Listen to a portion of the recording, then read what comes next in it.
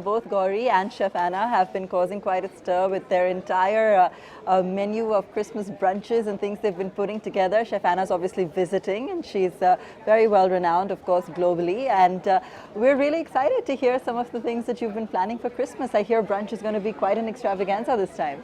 Well, yes. I mean, I think Christmas is becoming a bigger and bigger part of the sort of Indian dining sort of feast, and it's not just about a meal with turkey and anymore, but it's also an indulgence that starts all the way from breakfast right up to the end of the day. And so we at the bakery at Mac Street have been doing some Christmas specials, stollen, panettone, which I think is very European. And then Chef Anna created her special Christmas mince pies as well as a Christmas croissant. So yeah, we're all about Christmas this week. Amazing.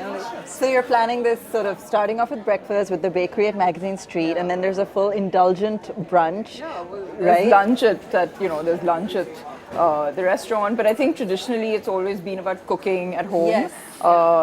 And we actually get asked to we get a lot of orders for turkey, and so that's clearly becoming a thing here. So definitely India's waking up to the Christmas spirit. Would you say perhaps over the last few years now that we've started to see that excitement building up about the festival? Yeah, I mean, I think we don't have the Christmas weather necessarily, but everyone wants to be part of it. Yeah, and they want to do it right. They want to have the mulled wine even though it's 30 degrees outside. So, but I don't know what it's the like air conditioning on. Yeah. Well, I come from New Zealand, so we celebrate Christmas in the summertime as well. And it's also been a bit odd eating a huge feast of roast pork and braised red cabbage, and then rolling out to go for a walk in the sunshine.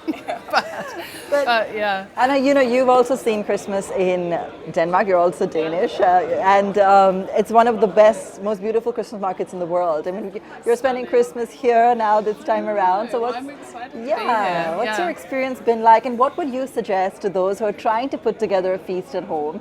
Apart from the turkey. Apart from the turkey, I mean, well, I always have to have braised red cabbage, which I love. And it sounds heavy, but it's actually not. It's kind of pickled, and you can also eat it cold on bread. This is a Danish thing, rye bread with sliced potatoes. And I know it sounds not that great, but it's amazing. But in terms of getting ready for Christmas, I love braised red cabbage. I like doing simple things myself. So just making my own spiced nuts, which are a bit festive, incorporating a bit of cinnamon and some masalas. You guys have all these incredible spice blends which go great and things like that. So you've seen Christmas in so many parts of the world. What are a couple of the things that stand out in terms of, what people like, what are favorites everywhere maybe? Everybody likes a roast meat. I mean, everywhere you go, it's either ham or turkey or duck or lamb, in fact, in New Zealand. So it's nice, it's about having something to carve. It's like about creating a centerpiece that's kind of the mainstay of the table, and it's the event of the meal. And I think now with more vegetarian, I mean, that's something that's being acknowledged. I know you have a huge vegetarian population here, but also across the globe now, people are wanting to embrace sort of having meat-free meals. So there are all kinds of amazing roasts you can do, stuffing gourds and pumpkins and things like that with lovely sort of fruits and nuts. And I think that's becoming something that you see more now too. It can be fairly imaginative and creative. Yeah, I think it's what you want it to be, really. And is this the trend that you see going ahead into the new decade? Like, what are some of the big food trends that you see as we've had so many new fads or preferences that have emerged over the last few years. So what would be perhaps the most dominant one now? I mean, in the UK, absolutely, people are focusing more on nutrition and health and gut health and things like that. So it's kind of about eating in a way that's not about dieting, but it's about feeding yourself well from the moment you wake up till the moment you go to bed, 7 days a week. So they're not really fad. It's not a faddish thing. It's like a lifestyle change, I think. I mean, that's one of the main things I see in the UK. The ongoing battle with packaging, making sure that it's, compostable, recyclable, what have you. That's a big focus for everyone at the moment. Okay. I mean, and what Yeah, about, and what I do you think, like, even, if you are going to sort of have your meats, but make sure they're sort of, coming from a free range.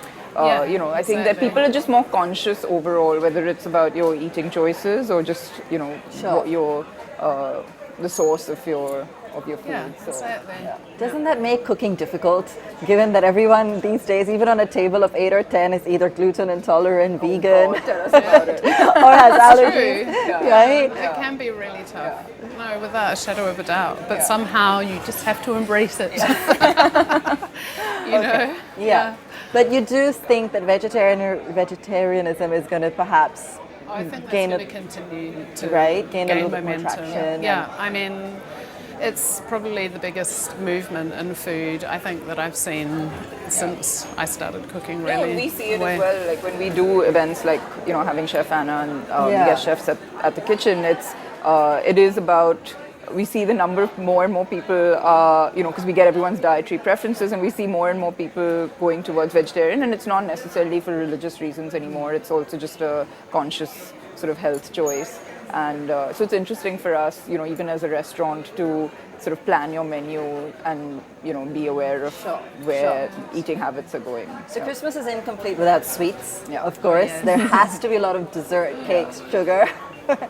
So any Rum recipe soaked, or our favorite. rum-soaked marzipan cakes, Oh, wow. fruit. Exactly. Yeah, we start planning for it months in advance actually, Really? because you have to soak your fruit for months and months to Oh my really God. like suck it out of the absorb the alcohol, and it is about that. It's there's and even the drinks. I think Yes. the mulled wine with spices and eggnog and it's. This sounds amazing. to This get sounds ready. amazing. The aromas. Yeah. Now when you walk into the restaurant, the aromas just hit you. I mean, I felt like that in the kitchen the other day. I was like, I Yeah. don't know what they're making, but it was just like, I want. Give it to me. So any secret ingredients or anything special on the menu you want to leave us with? Your favorite dish for Christmas, something in dessert. I think in dessert, this is a really easy trick. Most people can't make their own ice cream at home, for example, but you could make yourself a Christmas ice cream by getting some dried fruits, raisins and currants, and soaking them with apple juice and orange juice and putting some spices, mixed spices. I like using tonka bean and allspice and flavors like that, maybe a bit of chili. Soak that overnight, then cook it in a pot just so the fruits are plumped and cooked. And then you can cool it completely, then take a tub of vanilla ice cream and wait for it to not to melt, but just to be soft enough that it's sort of malleable. And you can fold your lovely Christmas flavored fruit through it and chill it again. And then you've kind of got a Christmas, easy Christmas ice cream, maybe. Just picturing the whole thing. Water.